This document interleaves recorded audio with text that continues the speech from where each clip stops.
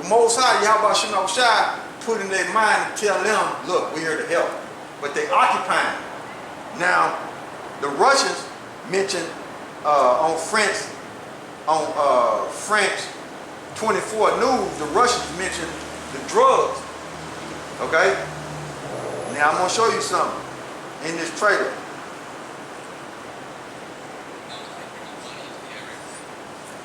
Check it out. You do whatever you can to stimulate the local economy. Heroin is the only thing bringing money into the area. Not that I like to think where the money's going to exactly, but money keeps the people happy, so we're rolling with that. Can't they grow something else? Yeah, they grow cotton. Cotton will grow here. Why don't they grow cotton then? Because the United States Congress will not allow any United States aid and development funds to be directed towards the cultivation of a crop that will end up on the world market in competition with U.S. farmers. Oh, Which pretty much rules out cotton. sure. So we're growing. So they growing what? Opium. So they let the dope get on the market. See? So what I'm gonna do is so that's what America is dealing with, the dope. But you got other natural resources there. So read that one more time in Proverbs. This is Proverbs chapter 21, verse 1. The king's heart is in the hand of YAHAWAH SHAM YAHWASHI, as the rivers of water. He turneth it wheresoever he will. So the Most High got Esau Edom in Afghanistan telling the people, look, we're here to help, but they're here to get the dope. And they're paying the Afghanistan citizens, the people that's there, okay, to grow the dope. So America can put it on the market. Okay? I just showed you that in the trailer. Okay? Now, let's see where is opium grown in Afghanistan? According to Voice of America, file, a farmer harvests opium sap from a poppy field in the Dar-e-Noor district of Nangarhar Province, Afghanistan, May 10, 2020. Southern Helmand Province, which is mostly controlled or contested by Taliban insurgents, remain the country's major opium poppy cultivating province. Okay, I wanted Qatar. Is opium grown in Qatar, Afghanistan?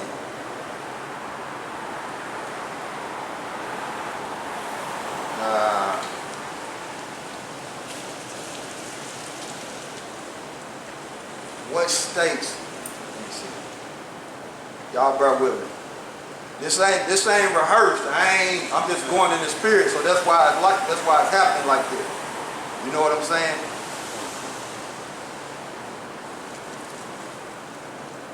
Opium grown in Afghanistan.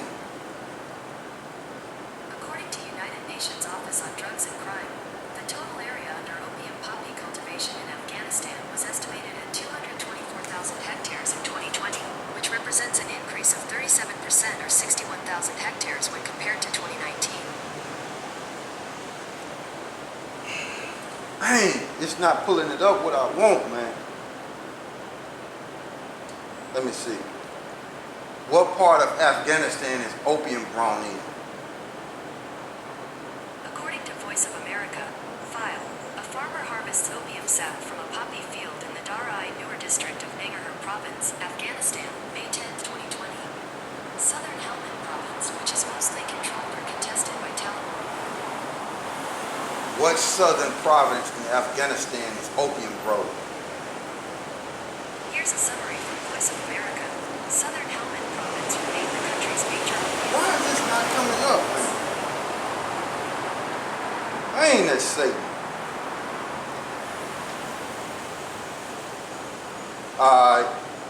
Since it won't give me that, it says Afghanistan is southern. It's in the southern Helmand province, right, of Afghanistan. How far is Helmand, Afghanistan, from Kabul, Afghanistan?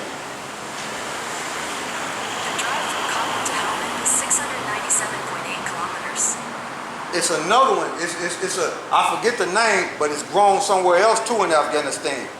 But Kabul, that's the capital of Afghanistan. That's where America, that's what they're showing you on the news, Kabul. Okay? But Helmand, that's 14 hours from Kabul. Okay? Okay? So America's gonna still be there because they want that dope. Right. They ain't leaving going nowhere. And they gonna stand at Afghanistan because of World War III got to take place. Okay? So remember, Kabul is 14 hours from Helmand. Okay? And it's another one that is grown in that's 10 hours away. Okay? That opium is grown in. So they ain't showing you predominantly what's going on in Helmand and that other place. It's just showing you what's going on in Kabul. Okay? Now, I'm going to show y'all something. Read that one more time for me again, bro. All right. Proverbs. This is Proverbs chapter 21, verse 1. The king's heart is in the hand of YAHAWAH Sham Yahushai as the rivers of water. Mm-hmm. He turneth it whithersoever he will. Mm-hmm. Verse 2. Every way of a man is right in his own eyes. Mm-hmm. But YAHAWAH Sham Yahushai pondereth the hearts. So the Most High, YAHAWAH Sham Yahushai, is the one that examines the hearts. And he know Esau wicked, and he know Esau a dope dealer. Okay? Now, I'm going to prove to you that Esau is a dope dealer. Okay? Let me see here.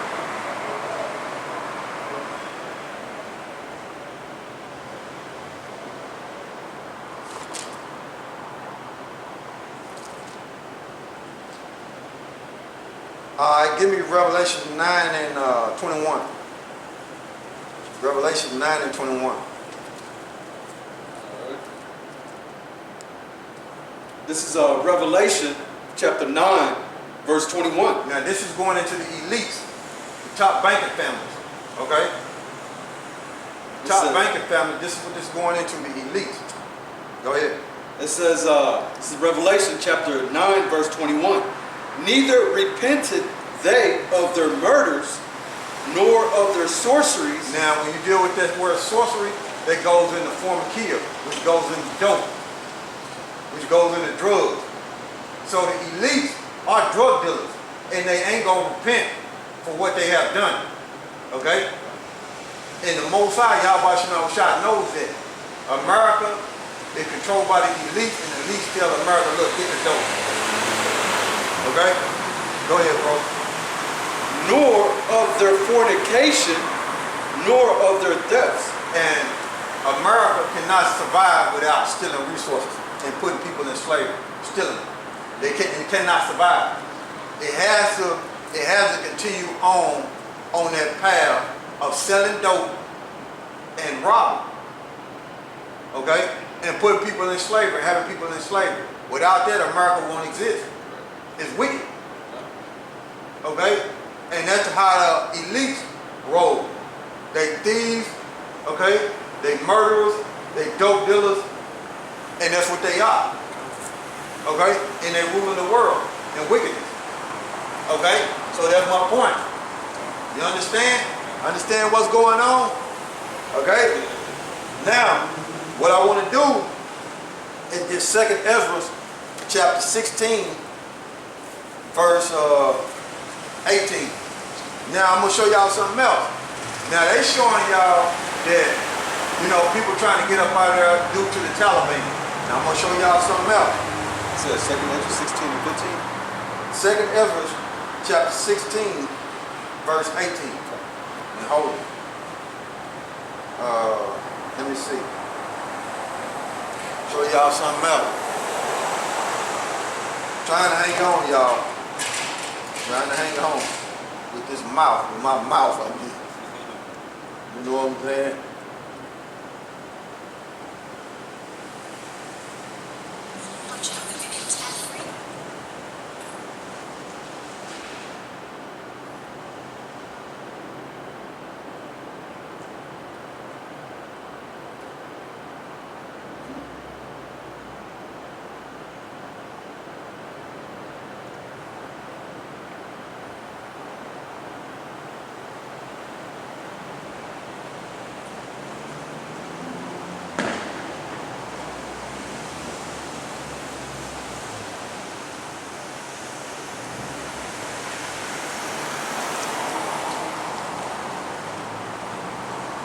Alright, I'm gonna show y'all this right here.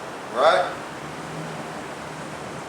Germany are urging their citizens in Afghanistan not to travel to Kabul airport, with the U.S. citing potential security threats at the gates. Several people have died. Let me start it over for Satan mad. The U.S. and Germany are urging their citizens in Afghanistan not to travel. So you got the U.S. and Germany there. Not just the U.S. people are getting people up out of there. It's also France and Germany. Okay, and they NATO members. So in other words, NATO members that's in Afghanistan is trying to get their people up out of there. But let's truly find out why the people are getting up out of there. Let's find out. To Kabul airport, with the U.S. citing potential security threats at the gates. Several people have died in the chaos there, and the Pentagon has confirmed reports of Taliban fighters beating and harassing those in the crowds. The U.S. is considering calling in commercial airlines to help airlift out the thousands of people waiting to leave.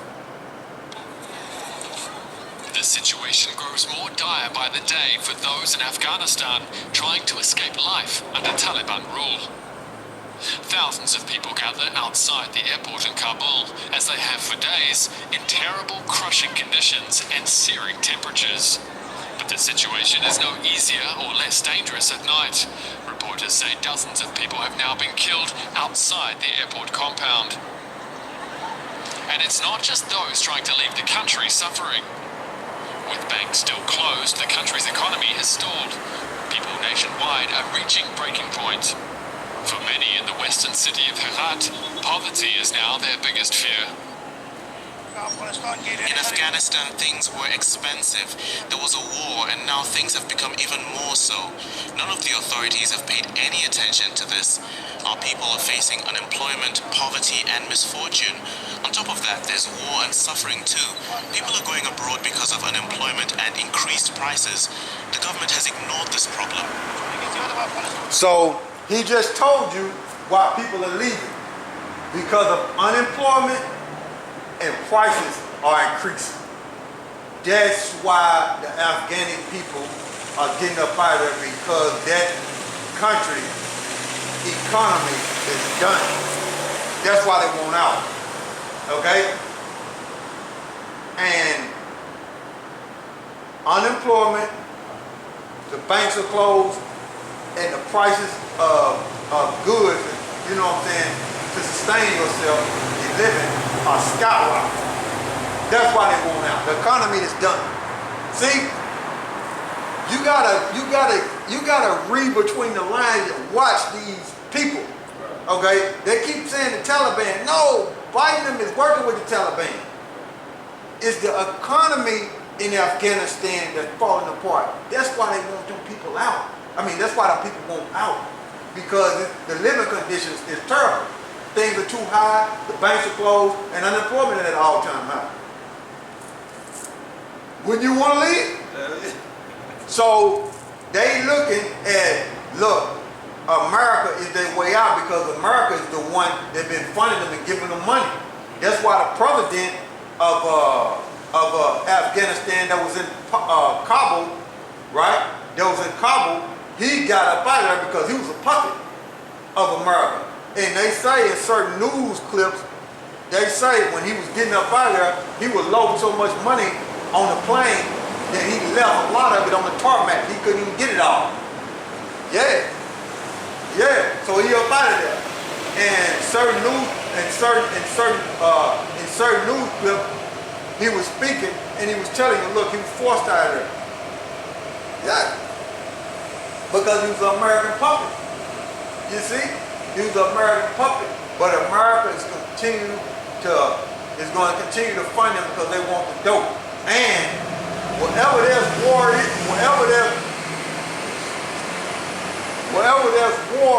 America is going to be there, because they can make money off it by selling weapons. See? Okay? Now I'm going to speed this up. This is in the same clip. It's in the same clip. Now check this out. Masood isn't the only big name holding out in Panjshir. Amrullah Saleh, first vice president in the recently ousted government, has also taken refuge in the province. Saleh has said that he is legally in charge of the country. Clarity. As per the Constitution of Afghanistan, in absence, escape, resignation, or death of the president, the first vice president becomes the caretaker president. I am currently inside my country and am the legitimate caretaker president. I am reaching out to all leaders to secure their support and consensus. But even with the Constitution and the legacy of a famous anti-Taliban fighter on their side, analysts say the Panjshir holdouts are unlikely to present much of a challenge to the Taliban. Masood has a famous name but few allies, and so far the Western countries haven't shown any signs that they will support an armed resistance. Franz, those fighters there in Panjshir, are they the most viable resistance in Afghanistan, and how far-reaching is their influence? They are the most viable one because they're currently like the only organized one. What the problem is that they control only little territory and have not that much men. However, the bigger problem might be when... See? All that noise, man. All that noise. And ain't went nowhere. You know what I'm saying? Right. I ain't got all that, you know what I'm saying? All that noise on the car ain't went nowhere. What's wrong with these people? Ahmad Masood's father resisted. They had like other territory that bordered Tajikistan. They had supply lines to other country. Now they're surrounded by Taliban, which makes resupply, for which Ahmad Masood called, much more difficult. That said, to just discard them is also easy, but shouldn't be done because like in the late 90s, Ahmad Masood's father's forces also hold out against the superior Taliban force. Plus, in addition, 20 years ago, no one took the Taliban seriously, and now here we are 20 years later and they have conquered the country. So right now it's a small resistance, but it is there and it cannot just be discarded. That's Franz Marti in Kabul. Again, many thanks, Franz. Now, he just said that resistance cannot be regarded. Cannot be discarded. So he is advertising to the American government saying, look, we got some resistance over here, get on weapons. In other words, see? Get on weapons, they'll fight the Taliban. Conquer and divide. They're the same people. Right. But as long as it's war, America can make money, and that means America's still there. They ain't gone nowhere. But to the masses of the people, they pushing out on the news that America's getting out. No, they ain't. Because the Most High got them there. Right. You see? Now give me second Ezra. All right. This is 16, 18. And read all the way down to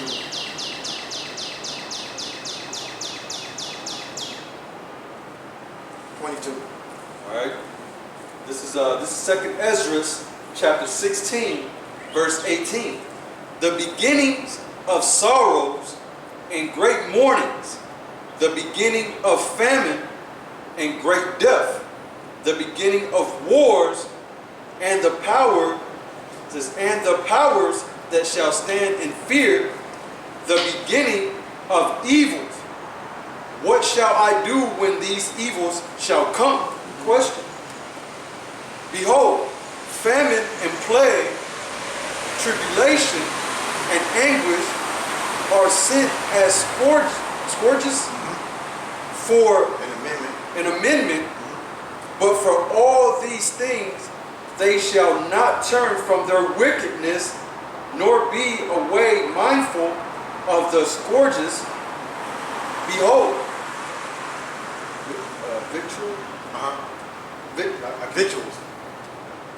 victuals. Yeah. Behold, victuals shall be so good, cheap upon earth, that they shall think themselves to be in good case, and even then shall evils grow upon earth, sword, famine, and great confusion. Verse 22, for many of them that dwell upon earth shall perish of famine, and the other shall escape the hunger, shall the sword destroy. Alright, so we read from 18 to 21, right? 22. 18 to 22. What I want you to do is jump to verse 17 and read back down to 22.